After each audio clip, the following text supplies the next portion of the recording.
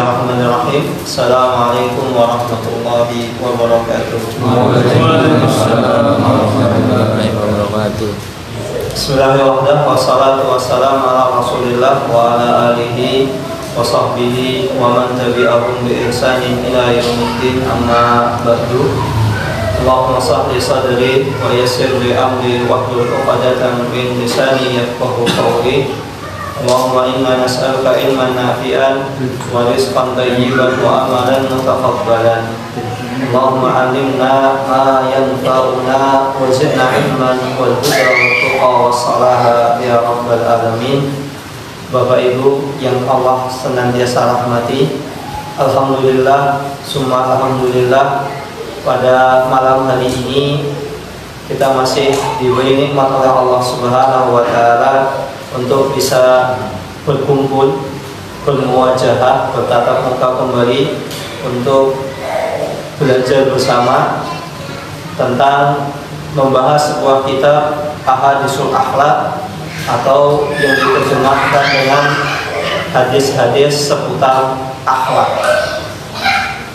Kemudian salawat dan salam tak lupa kita curahkan kepada baginda suri tauladan kita, Nabi Agung Muhammad sallallahu alaihi wasallam, karena melalui beliau kita bisa mengenal agama Islam ini. Kemudian Bapak Ibu dirahmati Allah Subhanahu wa taala, insyaallah pembahasan kita masih seputar tentang birrul walidain, atau yang diterjemahkan yaitu berbakti kepada orang tua. Mari kita bacakan sebuah hadis yang diriwayatkan oleh Abdullah ibnu Mas'ud radhiyallahu taala anhu, bahwasannya suatu ketika Abdullah ibnu Mas'ud ini bertanya kepada Rasulullah sallallahu alaihi wasallam, "Sa'altu Nabiyya sallallahu alaihi wasallam, ayul amali ahabbu ilallahi azza wa jalla." Kira-kira amalan apa yang paling dicintai oleh Allah Subhanahu wa taala? Maka Rasulullah sallallahu alaihi wasallam menjawab, qala as-salatu ala waqtiha, salat tepat waktu. Qultu, kemudian Abdullah ibnu Abbas bertanya kembali, summa, terus kemudian apa lagi? Rasulullah SAW menjawab, summa birrul walidain, yaitu engkau berbakti kepada kedua orang tuamu. Qultu, kemudian Abdullah ibnu Mas'ud ini masih belum belum matang, bahasa Jawa belum matang, belum puas. Kemudian bertanya, ya Rasulullah, kemudian apa lagi? Kasih tahu saya, kira-kira apa lagi? Kemudian Rasulullah SAW mengatakan, summal jihadu fi sabilillah. Kemudian engkau berjihad di jalan Allah Subhanahu wa taala. Qala haddatsani bihinna walau istazadtuhu lazadani, muttafaqun alaihi. Kemudian Abdullah ibnu Mas'ud mengatakan, kemudian Rasulullah SAW menyebutkan beberapa perkara. Kalau seandainya saya ingat, maka akan saya sebutkan. Hadis tersebut diriwayatkan oleh Imam Bukhari dan Imam Muslim, muttafaqun alaihi. Muttafaqun alaihi ini kalau derajat hadis itu adalah hadis yang paling tinggi. Jadi pendalilan, landasan dalil dalam agama Islam ini pertama adalah Al-Quran. Pertama Al-Quran, kemudian hadis. Nah, hadis ini kan banyak, ada riwayat fulan, riwayat fulan, riwayat fulan. Maka yang riwayat paling tinggi ketika Imam Bukhari dan Imam Muslim ini sepakat. Yang pertama, jadi habis Al-Quran, muttafaqun alaihi. Jadi kalau ada hadis Bapak Ibu sekalian, muttafaqun alaihi, nah itu sudah diterima, insya Allah hadisnya sahih. Kemudian derajat selanjutnya itu Bukhari, dan selanjutnya adalah Muslim. Ini sedikit tentang muttafaqun alaihi. Kemudian Bapak Ibu yang dirahmati Allah Subhanahu wa taala, tadi Abdullah ibnu Mas'ud bertanya tentang sebuah amalan. amalan yang paling dicintai oleh Allah Subhanahu wa taala. Maka di sini menunjukkan semangatnya para sahabat untuk mengetahui kebaikan. Jadi para sahabat itu semangat pengen tahu amalan apa yang paling Allah Subhanahu wa taala cintai. Dan siapa lagi yang mau ditanya? Ya Rasulullah, karena mereka bertemu langsung dengan Rasulullah SAW. Ini menunjukkan mereka semangat pengen tahu kebaikan. Karena sejatinya kebaikan yang diajarkan Islam itu banyak. Nah, saking banyaknya kan kita perlu tahu. Kita perlu tahu yang paling dicintai oleh Allah itu apa.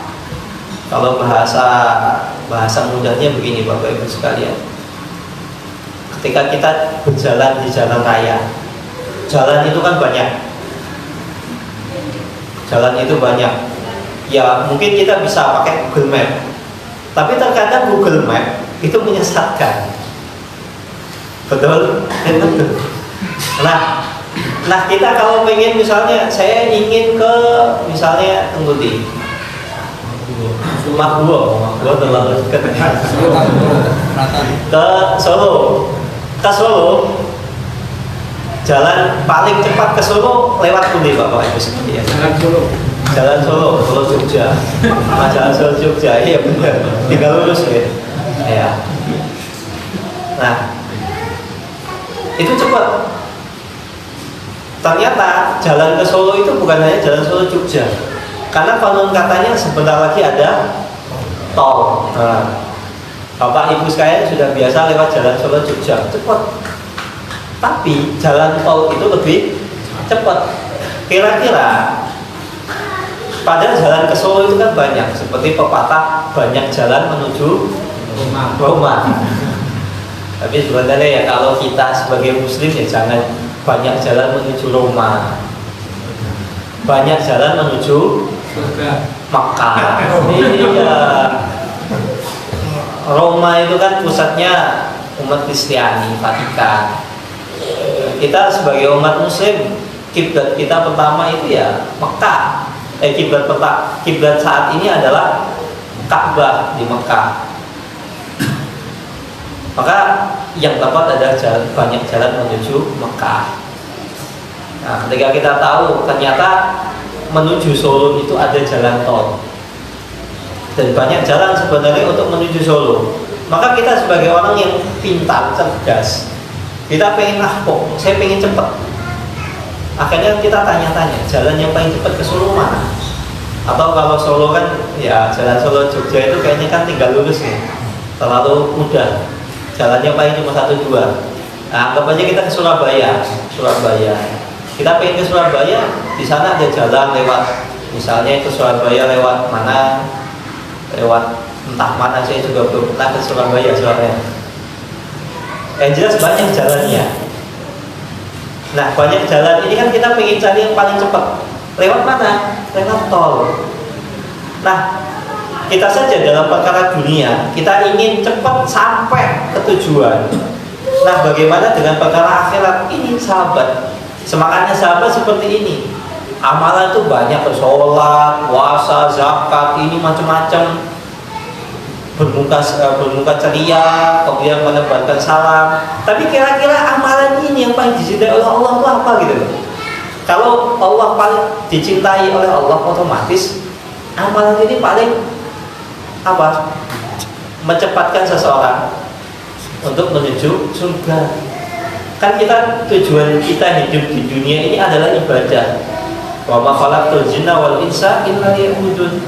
Dan tidaklah aku diciptakan dan tidaklah Allah Subhanahu wa taala menciptakan manusia itu kecuali untuk beribadah kepada Allah, untuk mentauhidkan Allah. Dan ujung-ujungnya adalah menuju surga. Semua orang yang beribadah pengen masuk surga. Jadi kalau orang misalnya pengen masuk surga tapi nggak ibadah, nah itu perlu dipertanyakan. Pengen lebih surga tapi orang ibadah. Nah ini amalan paling cepat menuju surga adalah yang pertama disebutkan oleh Rasulullah SAW as-salatu ala waktiha. Yang pertama adalah sholat tepat waktu. Sholat tepat waktu. Jadi sholat tepat waktu, jangan ditunda-tunda, jangan nanti-nanti, jangan kusik. Sholat tepat waktu. Ini biasanya yang sering menunda-nundain sinten biasanya. Yang suka menunda sholat itu siapa? Orang munafik. Orang munafik itu dia kalau sholat sengaja diundur-undur. Misalnya sholat maghrib, sudah tahu sholat maghrib itu paling cuma ya waktunya cuma 1 jam antara adzan maghrib dengan adzan isya, itu cuma 1 jam. Dia nunggu sampai apa? Mau isya, kira-kira syafaq itu langit, jadi ujung langit kemerah-merah itu mulai mau muncul, mereka baru sholat maghrib. Jangan seperti itu. Kecuali kalau memang seandainya kita ada udzur, ada kebutuhan dan lain sebagainya, ada mau tidak mau harus diselesaikan dulu. Misal contoh kebutuhan qadarullah, kita naik motor kemudian kecelakaan di jalan, yang kecelakaan bukan kita, orang lain. Masa kita yang kecelakaan, orang lain kecelakaan, kemudian ternyata orang ini kritis, maka mau tidak mau kita harus apa? Padahal ketika itu adzan maghrib misalnya. Nah, Bapak Ibu sekalian, lihat orang kecelakaan di jalan, kritis, adzan maghrib atau qomat maghrib, qomat waktu maghrib sudah iqomah. Kira-kira mana yang didahulukan? Kritis.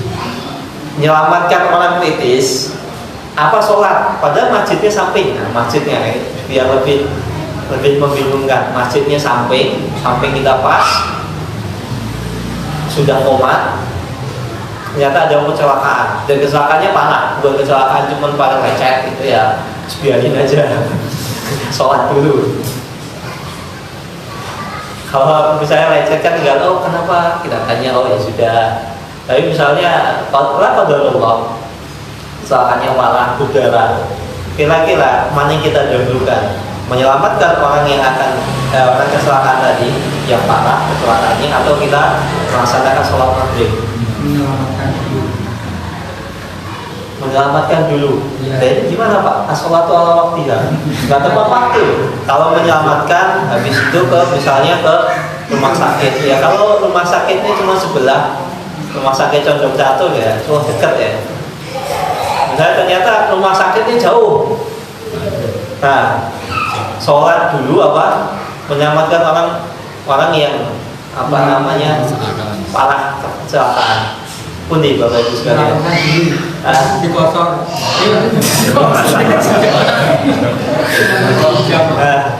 Maka seperti ini ada udzur syar'i. Nah, ketika dua hal itu bertabrakan, kita antara agama. Jadi agama Islam itu memiliki 5 fondasi: menyelamatkan agama seseorang, menyelamatkan nyawa, kemudian menyelamatkan harta, kemudian menyelamatkan harta diri, dan menyelamatkan nyawa, harta. Ini 5. Jadi ada 5 itu: nyawa, harta, agama, kehormatan, kemudian harga diri. Nasab, oh ya, nasab, menyelamatkan nasab, ada 5. Jazakumullah khairan. Nah, ini ketika orang mau sholat kan menyelamatkan apa kira-kira? Menyelamatkan apa? Agama. Orang mau sholat kan menyelamatkan agama gitu.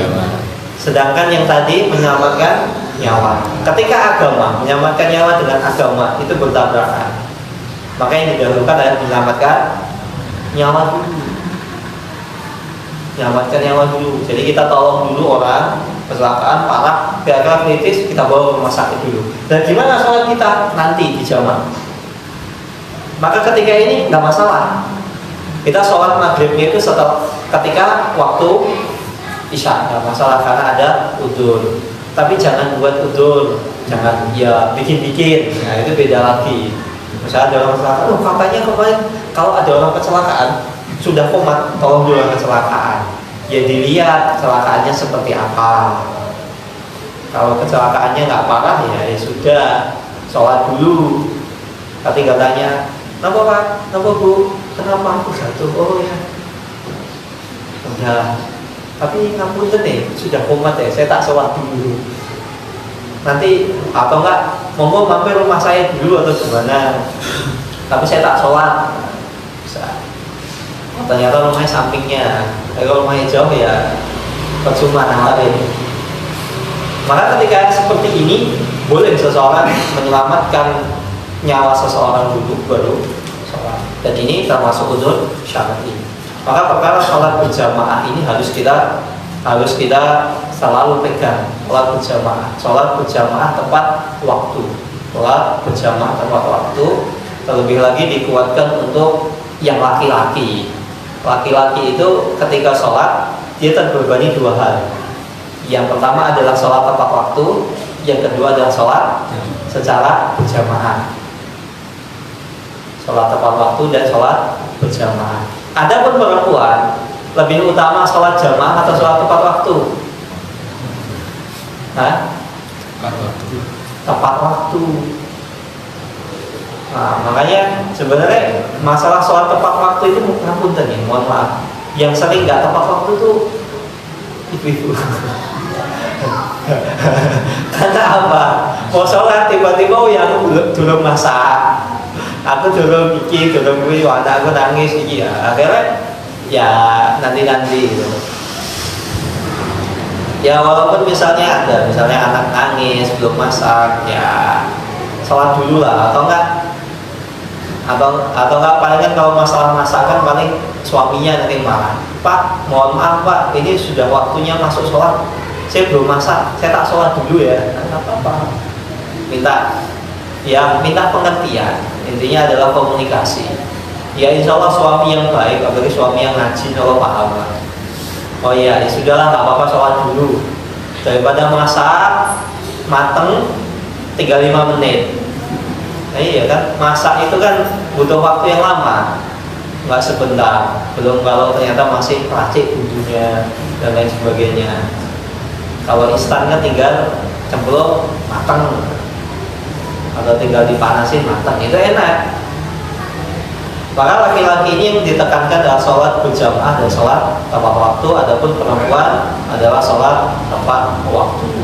Maka jangan sampai kita meremehkan perkara sholat tepat waktu ini, karena ini adalah amalan yang dicintai oleh Allah Subhanahu Wa Taala.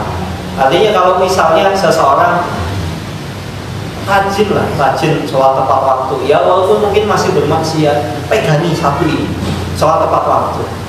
Karena lambat laun maksiat kita pasti akan terkikis, pasti. Makanya kalau orang pengen misalnya banyak maksiat, pengen maksiatnya berkurang, pegangi satu amalan. Dan amalan yang paling sangat urgent, sangat penting itu sholat. Karena sholat adalah tiang agama. Jadi pegangi sholat. Insya Allah lambat laun maksiat yang pernah kita lakukan akan sedikit demi sedikit terkikis. Kemudian yang kedua, amalan yang paling utama yang kedua adalah summa birrul walidain, yaitu pembahasan kita, yaitu birrul walidain, berbakti kepada kedua orang tua. Bakti kepada orang tua ini adalah amalan yang kedua. Adapun amalan yang ketiga adalah al-jihadu summal jihadu fi sabilillah. Kemudian amalan yang ketiga yang paling dicintai oleh Allah Subhanahu Wa Taala adalah jihad di jalan Allah. Bapak Ibu sekalian, di sini ternyata berbakti kepada kedua orang tua itu lebih utama daripada jihad. Makanya banyak banyak dalil. Ada salah seorang sahabat yang ingin berjihad bersama Rasulullah. Rasulullah SAW bertanya, wahai sahabatku, apakah orang tuamu masih hidup? Izin dulu, izin. Maka salah satu syarat jihad syar'i itu izin kepada orang tua. Lah gimana kalau orang tuanya nggak mengizinkan? Ya jangan. Jangan. Tapi kecuali kalau misalnya orang tua ternyata melarang kita untuk misalnya suatu negara misalnya Indonesia ya, Indonesia diserang gitu, terjadi perang. Nah ketika itu, Bu, Pak, saya tak jihad ya. Nah, orang tua kita melarang, kita taati betul. Indonesia sudah diserang, misalnya, naudzubillah min dzalik, jangan sampai terjadi. Atau misal ya jangan Indonesia lah, Indonesia terlalu besar. Atau misal kita tinggal di daerah konflik, di daerah timur itu kan banyak daerah konflik. Bahkan saya punya teman orang timur itu sejak kecil itu sudah latihan panah, latihan panah. Karena apa? Seringkali ketika malam hari itu tiba-tiba ada orang panah, tiba-tiba meninggal. Seperti zaman dulu ya. Kalau di Jawa itu istilahnya Petrus, malah tiba-tiba ada penembak gelap. Kalau di Jawa kan Allah sudah nggak ada lama, tapi di sebagian daerah Indonesia Timur seperti itu masih ada. Ada manah lah, panah atau tembak, sniper. Makanya nggak heran teman saya cerita, saya sejak itu sudah bisa manah dan situ. Karena memang daerah sana seperti itu. Nah suatu ketika naudzubillah min dzalik terjadi konflik. Orang tua kita melarang. Mana yang kita dahulukan? Taat sama orang tua atau menyelamatkan? Nah, taat orang tua ini apa? Yang lima hal tadi. Ini masuk ke menyelamatkan apa?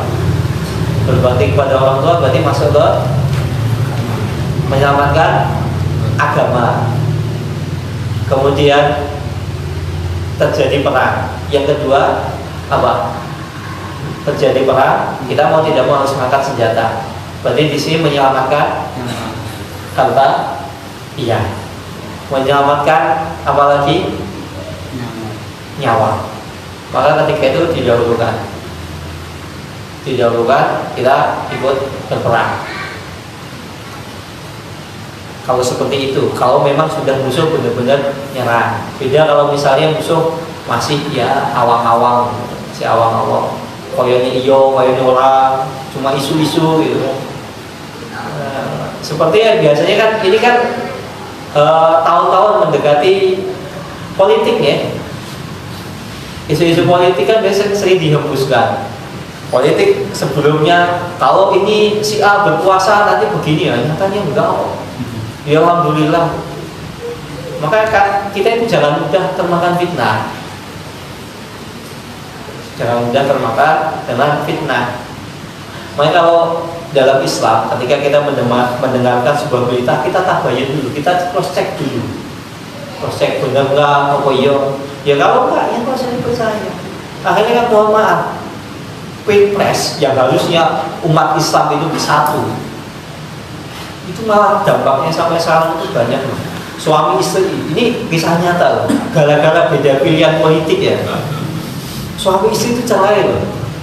Naudzubillahi min dzalik. Satunya milih A, satunya milih B. Ah, milih ibu terus. Yo, kayak gitu semua. Yo mau nyoblos monggo kan nyoblos silahkan, nyoblos A ya silahkan, nyoblos B silahkan gitu.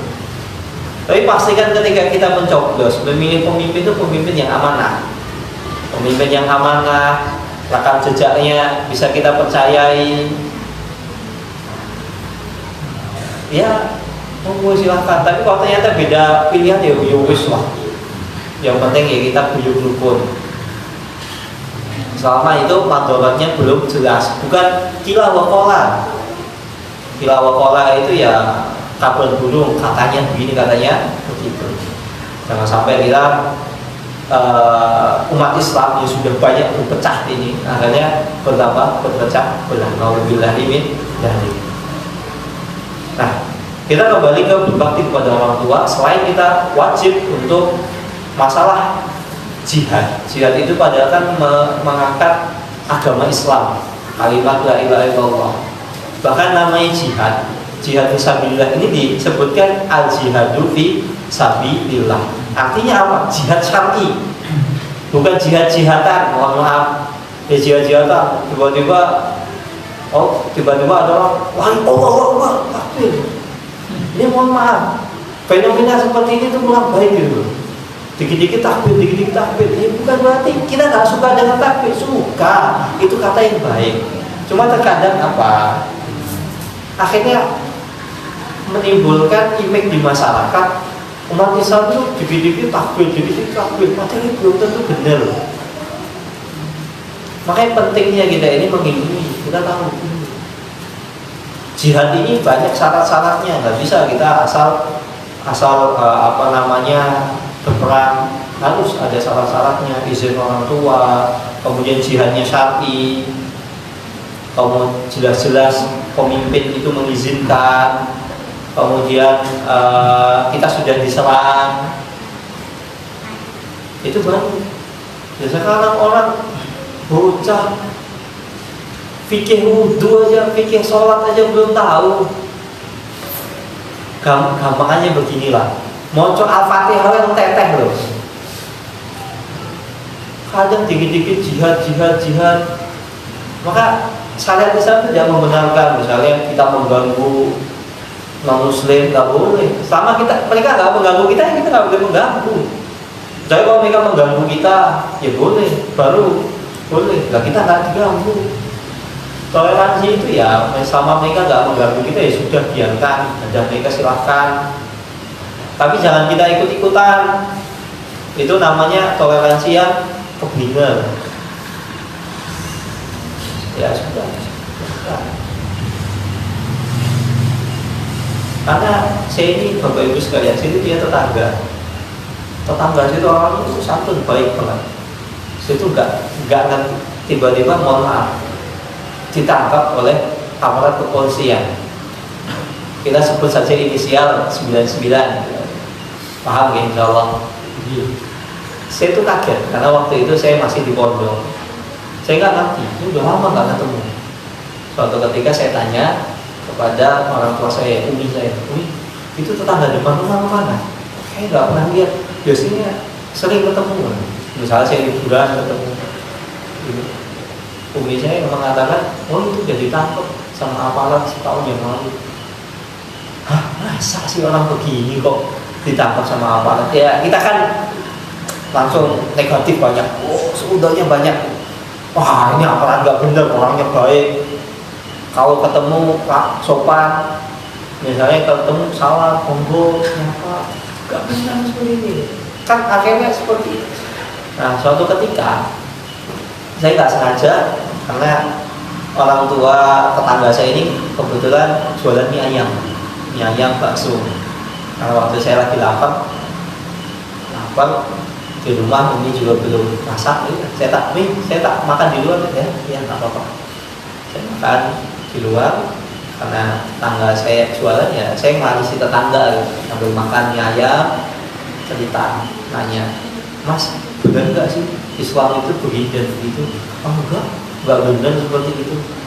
Dan terus anak saya itu dulu saya itu sama anak saya itu dikawin-kawinkan ya. Saya baru, oh halah ternyata benar ya nggak benar seperti itu. Karena ini perkara mengkafir-kafirkan orang ini perkara yang nggak boleh. Seseorang nggak boleh mengatakan kamu kafir, rujuk orang kafir itu nggak boleh. Kecuali memang benar-benar dia orang kafir gitu. Misalnya non muslim gitu, itu kafir boleh.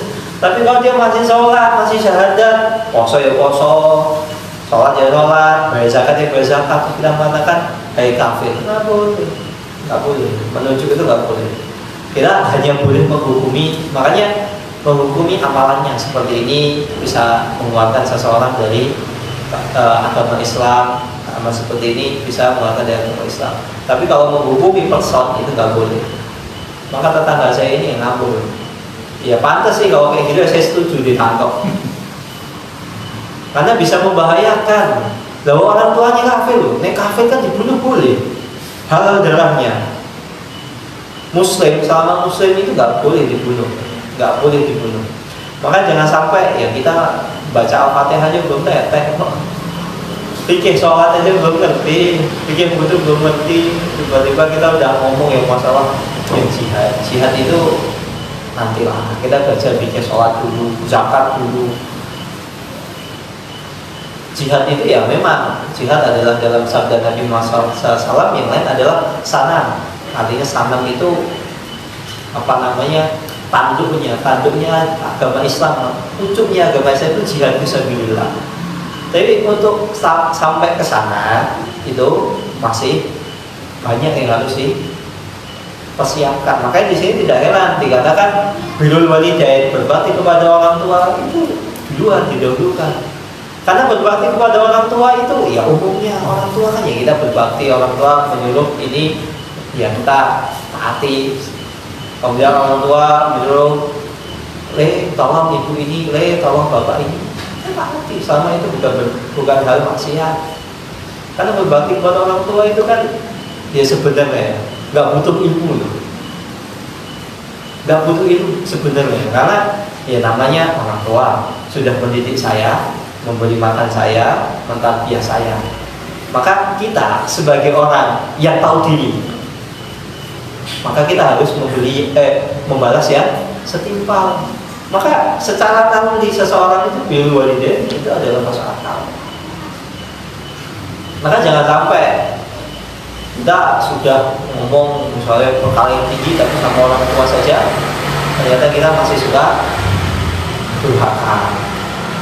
Nah, saya ulangi sekali lagi, pondasi seseorang atau tolak ukur seseorang itu baik atau buruk itu bisa dilihat dari muamalahnya kepada orang tuanya. Kalau ngomong sama orang tua, angkat suaranya, bisa jadi orang yang kurang baik. Tapi kalau ketemu orang tua, Pak, Bu, gimana kabarnya? Sehat? Baik. Makanya pernah dikatakan, ya Rasulullah, gimana saya memperlakukan orang tua saya? Nah, orang tua memperlakukan orang tua yang baik itu seperti apa? Rasulullah SAW mengatakan, kamu memperlakukan orang tuamu sebagaimana engkau memperlakukan seorang raja. Kita misalnya rakyat jelata, ketemu raja misalnya, atau ya di Indonesia bukan raja, presiden. Misal kita ketemu sama Pak Jokowi misalnya, kira-kira kita berani bentak beliau nggak? Enggak, betul. Sampai itu orang misalnya di sosmed mencak-mencak menjelek-jelekan presiden, benci, ketemu berani nggak? Ya enggak kan? Seperti itu. Memperlakukan orang tua itu ya sebagaimana kita memperlakukan seorang raja. Namanya orang ketika bertemu dengan raja ya nggak mungkin dia bentak-bentak, mencak-mencak ya nggak mungkin. Suaranya lembut, dihalus-haluskan. Kalau perlu cari apa? Cari muka. Iya. Kan begitu kalau ketemu dengan pemimpin. Makanya ketika memperlakukan orang tua itu dengan yang lembut, jangan ngomong yang kasar, nggak boleh mengangkat suara.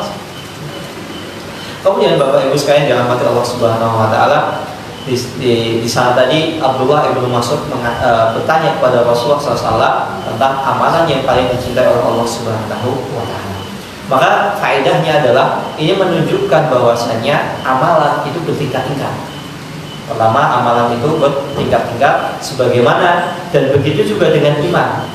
Sebagaimana sabda Nabi Muhammad SAW, al-imanu bid'un wa sab'una aw bid'un wa sittuna syu'batan. Fa'afdaluha qawlu la ilaha illallah wa adnaha imatatul ada anit thariq wal haya'u syu'batun minal iman. Iman seseorang itu bertingkat-tingkat, bercabang-cabang. Ada yang mengatakan 70 cabang, ada yang mengatakan 60 cabang. Maka keimanan yang paling tinggi adalah ucapan la ilaha illallah, yaitu seseorang bersaksi bahwasanya Allah satu-satunya Rabb, satu-satunya Tuhan yang berhak untuk disembah. Makanya tidak heran Rasulullah SAW pernah mengatakan afdhalud dzikri la ilaha illallah. Dzikir yang paling baik itu la ilaha illallah. Di sana memang dzikir banyak, tapi yang paling baik adalah la ilaha illallah. Kemudian wa adnaha imatatul ada anit thariq, dan keimanan seseorang yang paling rendah adalah menyingkirkan gangguan di jalan. Misal kita di jalan nemu awal paku, ambil ditaruh di tong sampah, dipinggirkan, jangan sampai orang terkena paku, entah kakinya, entah ban motornya, ban mobilnya, itu menyingkirkan duri di jalan adalah bentuk keimanan seseorang. Artinya keimanan seseorang akan mendapatkan pahala dari yang dia kerjakan. Wal haya'u syu'batun minal iman, dan Rasulullah SAW mengingatkan dan rasa malu termasuk dari cabang keimanan. Ini rasa malu bagaimana Bapak Ibu sekalian? Rasa malu di sini yang termasuk dalam keimanan adalah malu seseorang yang menghalangi orang tersebut dari berbuat maksiat. Kalau misalnya malu berbuat baik, itu bukan keimanan. Misalnya orang aku malu ya, dulu aku banyak maksiat, sekarang saya sering sholat di masjid, itu bukan. Ya wes, aku isine ya sholat di masjid ya. Aku biasanya mohon maaf ganjalan gitu, mohon maaf ganjalan. Tiba-tiba sholat tepat waktu 5 waktu di masjid, aku isine. Oh, sebenarnya ketemu kalau Pak Kain, padahal biasanya tak palai. Ya, seperti itu, malu yang seperti itu bukan bentuk keimanan, gak bernilai pahala, malah bernilai dosa. Maka malu yang bernilai pahala, nilai keimanan adalah malu dari berbuat maksiat kepada Allah. Misalnya, saya malu berbuat maksiat, Allah Subhanahu wa Ta'ala sudah baik sama saya, hidup saya sudah dimudahkan, saya rezeki sudah diberi kelancaran, nikmat, anak-anak saya malu kalau bermaksiat sama Allah. Saya itu orang yang nggak tahu diri. Allah sudah memudahkan di urusan saya. Berkali-kali terjadi misalnya tragedi, kecelakaan, saya selamat, yang lain luka-luka, saya selamat sendiri. Dan itu nggak sekali 2 kali. Kan banyak orang terkadang lewat di jalan juga. Kalau seandainya telat 1 detik atau kecepatan 1 detik kecelakaan, bisa jadi kecelakaannya parah. Jadi itu sering. Nah kalau orang misalnya nggak sadar-sadar, dia kebangetan.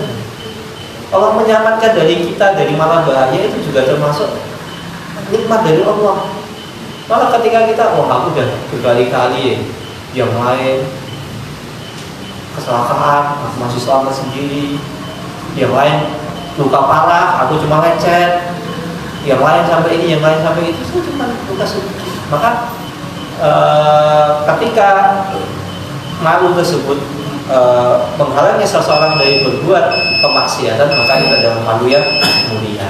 Jangan sampai malu yang menghalangi seseorang dari berbuat ketaatan, itu adalah malu yang tercela. Kemudian kita berbicara tentang birrul walidain. Al-birru dalam bahasa Arab, al-birru itu mencakup semua jenis kebaikan. Maka seseorang yang dikatakan berbakti kepada orang tua, orang yang birrul walidain adalah pertama berbuat baik kepada orang tua, wa karimul muamalah, yaitu lemah lembut, kasih sayang dalam bermuamalah. Maka saya katakan tadi, kalau ngomong sama orang tuanya lembut, Bapak, Ibu, gimana kabarnya, sehat?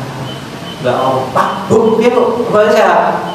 Jadi jalan loro, kok mati-mati. Wah, itu kurang ajar. Udah ngomongnya kenceng, nyelkit lagi. Itu anak yang durhaka seperti itu. Kemudian watibul akhlaknya yang baik, ramah, senyum. Wa ayyuh sina ilaihima bil muamalah, berbuat baik kepada mereka segala sesuatu. Bil qaul, baik dengan perkataan, lemah lembut, atau bil istiqmalil adab, atau beradab. Jadi kalau ketemu orang tua itu menandahkan suara, kemudian sedikit takdim, Bu, Pak, gimana kabarnya?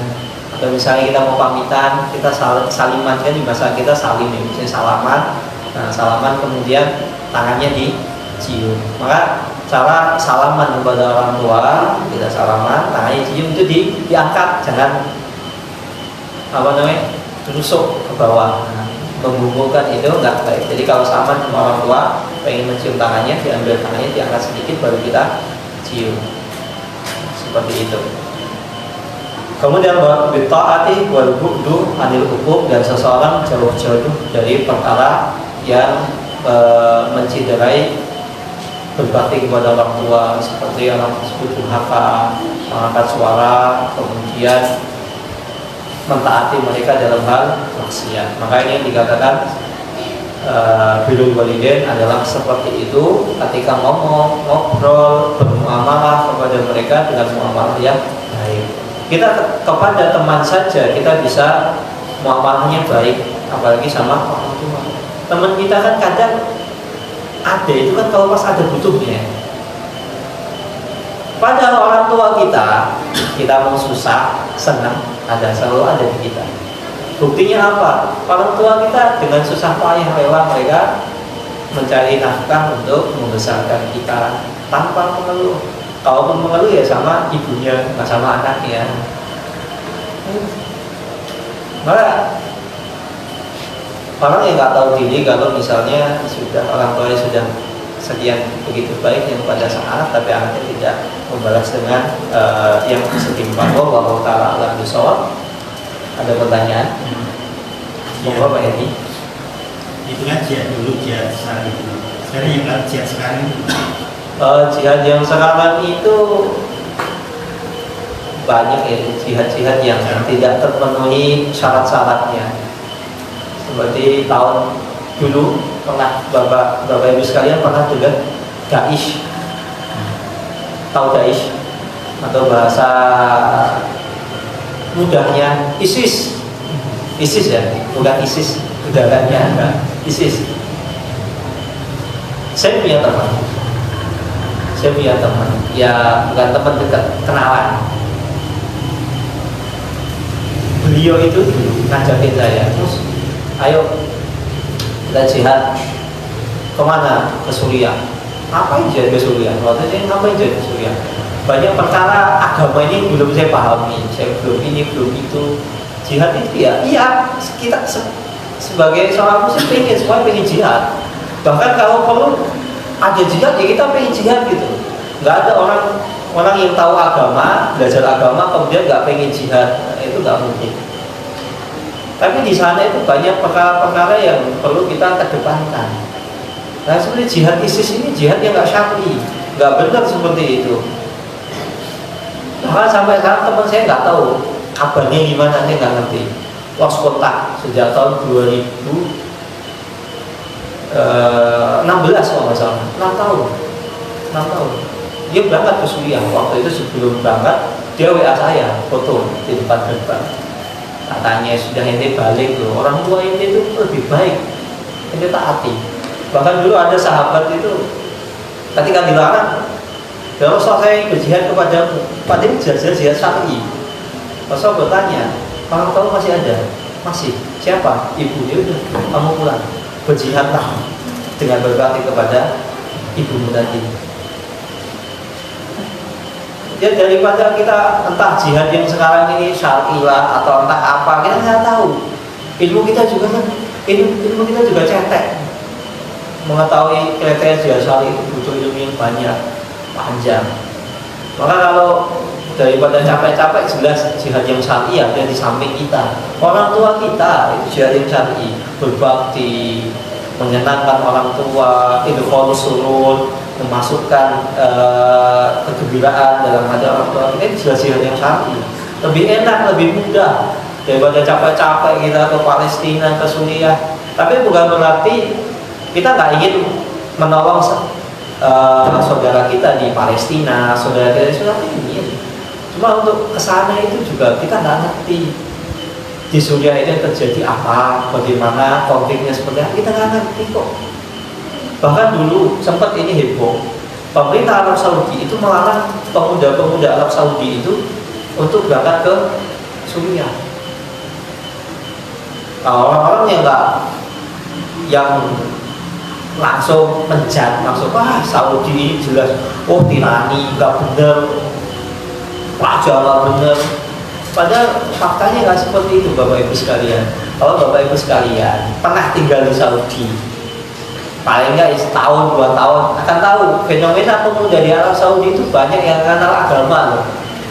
Ya kalau nggak kenal agama kemudian suruh jihad, ya gimana jihadnya? niatnya pengen mati syahid malah mati sangit, nah begitu.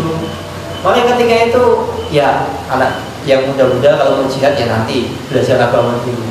Makanya di Arab Saudi itu walaupun tadarus belajar agamanya itu muda-muda, itu banyak anak kecil gitu, anak di usia 10 tahun, 9 tahun, 11 tahun, itu yang sampai 30 juz banyak loh.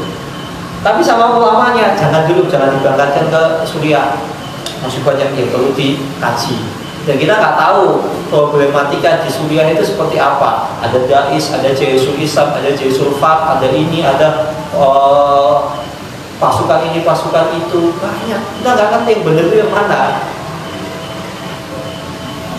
Kita asal ngiler, ternyata sampai sana ternyata nggak benar ya. Kita juga yang nanggung dosa sebagai pemimpin.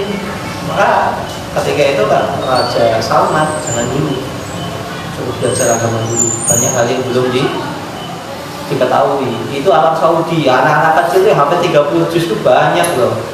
Mohon maaf ya, yang kayak ibaratnya kalau bahasa kita preman gitu ya, preman pasar gitu. Itu minimal ya 15 juz hafal loh ya, minimal 15 juz hafal. Saya pernah ketemu anak-anak ini tampangnya nggak jelas sih katanya. Kan hafidkan, kan sahsyah. Ini hafal berapa? 15 juz. Mantap. Ya bagi anak Indonesia. Ya sebanyak lah, banyak. Tapi bukan berarti kita merendahkan Indonesia, enggak gitu. Lagi penting kita belajar banyak hal yang belum kita pelajari, masih banyak. Bagi anak-anak zaman sekarang itu terlalu disibukkan dengan gadget daripada mempelajari agama Islam. Anak-anak sekarang kan model-modelnya itu kan ya bocil-bocil efek. Tahu ya Mas ya? Efek tahu ya?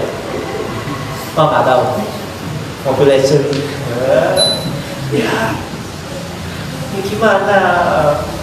Mau dikira jihad itu misalnya bawa pedang, naik mengendalikan tank kayak misalnya kayak Mobile Legends begitu ya? Enggak. Ada kayak apa namanya? Apa sih namanya? Yang dulu zaman saya kecil itu apa namanya yang perang-perangan itu bikin strategi ya, nggak semudah itu. Atau bawa mobil. Banyak yang belum kita ketahui. Enggak, daripada capek-capek kita tahu ini jihad syar'i apa enggak, ya sudah. Di sebelah kita ada orang tua yang wajib kita berbakti kepada keduanya. Kita berjihad dengan berbakti kepada orang tuanya. Jangan suka bantah, ngomong yang lembut, jangan suka menyakiti hati, membuat orang tua kita sedih. Wallahu ta'ala a'lam. Nggak ada pertanyaan? Kalau ada pertanyaan, alhamdulillah. Kita tetap dengan doa pembagian majelis. Subhanallahumma wa bihamdika asyhadu an la ilaha illa anta astaghfiruka wa atubu ilaik.